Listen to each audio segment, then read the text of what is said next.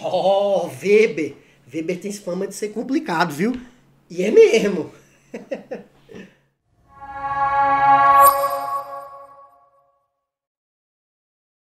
E aí, galera, beleza? Agora, um pouquinho de Max Weber. Mas é um pouquinho mesmo, é um nadinha. Em algum momento aí você já viu como foi o processo de construção da sociologia. Agora a gente vai ver isso numa visão diferente. Eu tô preocupado agora com questões que Durkheim não estava preocupado, nem que Marx estará preocupado. Questões que envolvem o indivíduo real. Não estou preocupado com estruturas sociais distantes que organizam a sociedade. Tá? E o ser humano, e seu João, e Pedro ali, ele importa no entendimento da sociedade? Para Weber, importa. Para isso, nós vamos estudar então o conceito de ação social. Dois livros são muito importantes para Weber aqui. Um é A Ética Protestante e o Espírito Capitalista, que eu gostaria de estar fazendo um vídeo só sobre esse livro. É mais ou menos uma suposição de por que o capitalismo deu certo nos Estados Unidos e porque é muito difícil o capitalismo florescer na Índia, viu? Mas hoje nós vamos focar em economia e sociedade. Aqui nós vamos ver assim os conceitos que fundamenta o pensamento weberiano. Não vou entrar em biografia, não vou entrar em nada disso daí. Isso daí você procura em outro canto, vai na Wikipédia. Isso aí é fácil de achar. Desculpe! Vamos tentar entender o que foi chamado de sociologia compreensiva. O que seria essa sociologia da compreensão? Diferente de sociologias da estrutura ou da função social. Vamos ler isso aqui. Weber e sua perspectiva fenomenológica. Seu pensamento, de quem? De Weber, gravita em torno do indivíduo, da pessoa, e da percepção e do significado que esse indivíduo atribui às suas relações. É uma sociologia da compreensão da ação.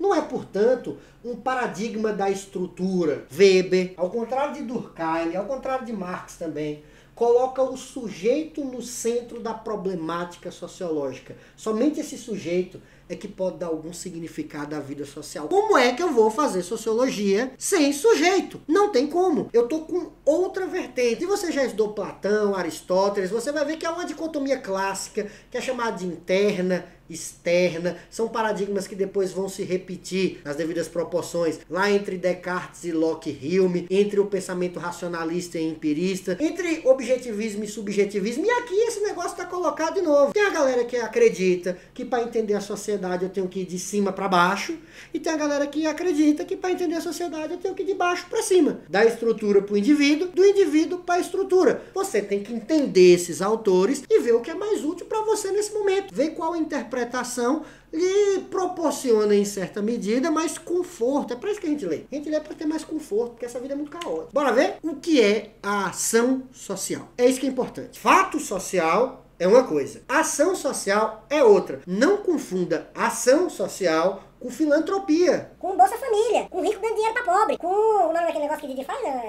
esqueci, na Globo. Criança Esperança.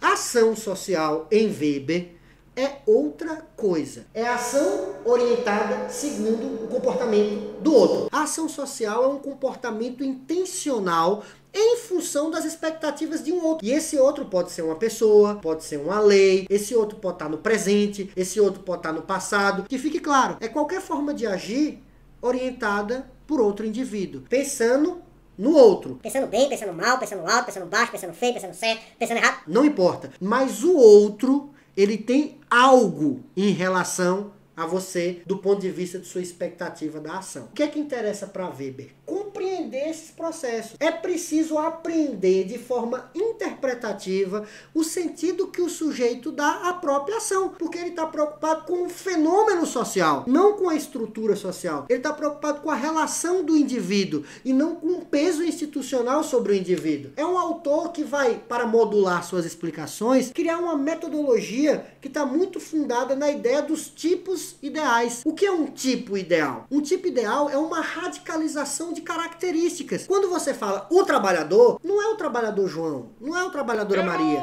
não é o trabalhador Marcos, é o trabalhador. É uma categoria que não existe no mundo real, mas é necessário para operacionalizar o pensamento. E essas simulações de ação são pelo menos de 4 naturezas. A ação racional é aquela ação que o sujeito faz em função da expectativa da racionalidade do outro sujeito na reação. O comportamento que se espera de uma Câmara Legislativa, de uma Câmara de Vereadores, é que ele opera em cima de uma ação racional orientada por fins. Que eu tome a minha postura em função da expectativa racional da postura do outro. A ação racional orientada agora por valores. O que é? É uma crença consciente, orientada segundo valores éticos, morais, religiosos ou políticos. Vê que é até diferente separado dos outros tipos de ação. A ação tradicional e a ação afetiva. A ação afetiva é qualquer forma de ação que tenha por base a emoção. E a tradicional é o costume. Qual é a diferença do valor? Essa crença consciente. Eu estou falando de uma ação racional, ou seja, há uma causalística aí, mas que está fundada em valores sociais, valores éticos, valores morais. Você vai dar pause no vídeo, vai anotar tudo isso daí, você precisa anotar tudo isso daí, e você vai pesquisar mais, tem material de apoio, internet, é para isso daí, a nova biblioteca de Alexandria.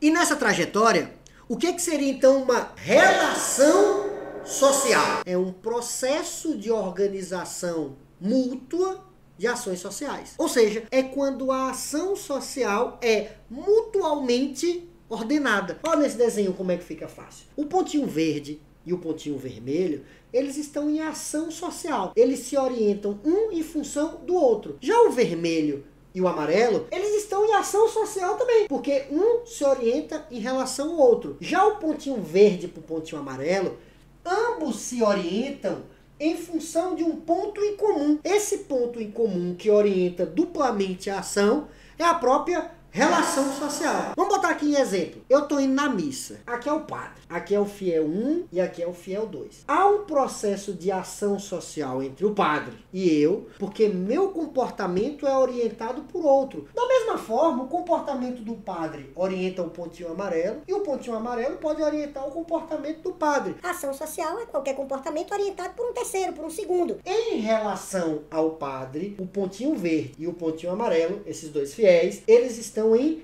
relação social. A relação, quando regular, quando acontece sempre, ela se torna algo legítimo por dois motivos, ou por convenção social ou pelo direito. Ou seja, quando relações sociais se tornam rotineiras, ela se consolida e se legitima. E aí entra um terceiro critério muito importante, a ideia de dominação. A dominação é o quê? Probabilidade de encontrar obediência dentro de uma relação social. Acompanhe como é que estão as coisas aí. Você tem a ideia de relação social, que é seu comportamento orientado pelo um terceiro, pelo outro, no tempo ou no espaço. Você tem a ideia de relação social, que é quando duas ações sociais são mutualmente orientadas por um ponto externo. Tá claro que dentro das relações sociais, quando elas se tornam rotineiras, começa um processo de fundamentação legal ou por costume dessa relação. E esse processo não vai culminar em dominação. O que é dominação? Dominação não é bater, não. Dominação não é esganar, não. Dominação é a probabilidade de extrair obediência dentro de uma relação. A capacidade de extrair obediência não é quando sua mãe pega uma sandália e lhe bate, não. É quando sua mãe fala assim: menino, tu não faz isso não, que tu sabe. Quando ela diz isso e tu já... eu já sei que eu não devo fazer. Ela está extraindo obediência dentro de uma relação social que tem pontos de organização externo e que direciona a ação social. Vê que é o encadeamento? Vê que a gente precisa entender A, B, C, D. Vê que você vai ter que voltar ao vídeo. O processo de dominação, ele acontece em pelo menos 3 tipologias. Há a dominação de cunho racional, há a dominação tradicional e há a dominação carismática. Dominação racional é uma crença na ordem legal estabelecida. Dentro das sociedades modernas capitalistas, a dominação é racional em função da lei e da crença que o instrumento jurídico e a instituição, ele vai ordenar as relações sociais. Mas, por exemplo, na Idade Média, quando você está falando em monarquias e não no capitalismo típico da dominação racional legal, você tem um processo de dominação que é uma crença na santidade, bote aspas na palavra santidade, da ordem costumeira. Ou seja, o que organiza a extração da obediência, o corpo no entorno do poder, a aristocracia no entorno da monarquia, ela organiza a extração da obediência em função da crença da legitimidade daquela ordem, que é diferente da da dominação racional, que extrai essa obediência na crença da legalidade, da Constituição, dos códigos legais, típico das sociedades industriais e capitalistas. E ainda temos um terceiro tipo, que é a dominação carismática.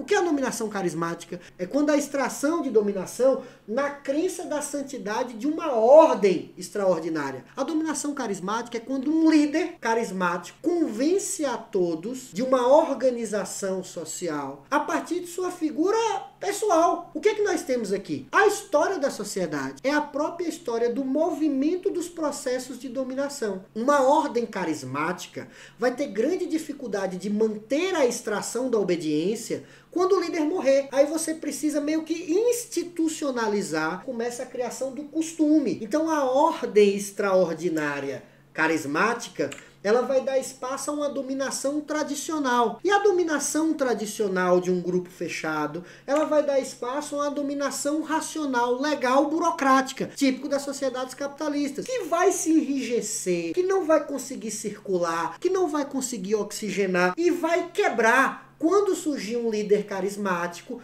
para uma nova ordem e um novo processo de extração de obediência. 2000 anos depois. Não é legal? E ainda é simples, nem é complicado, viu? Eu não entendi o que ele falou. Eu sugiro muito que você veja esse vídeo dando pause, viu? Valeu, galera. Foi muito bom estar aqui com vocês.